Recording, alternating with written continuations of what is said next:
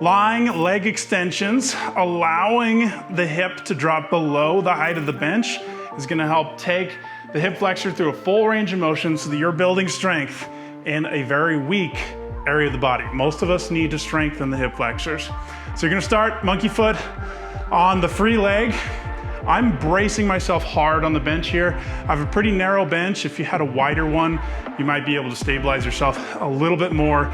You wanna make sure that your pelvis is staying nice and level and you're not dropping down to the side. We wanna try to keep it nice and level here.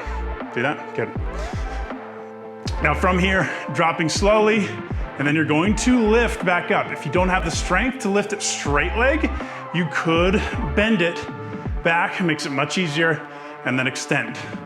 So you're just working through nice and slow here, slow descent. That's gonna help shred the fibers, allow you to build some more strength, hypertrophy, and then back up. Another variation, bent knee. So from here, this actually feels a little bit less intense, but hits the hip flexor nicely. The other variation with a straight leg is gonna hit your quadriceps a little bit more, the rectus femoris specifically.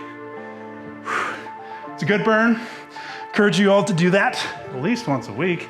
Enjoy.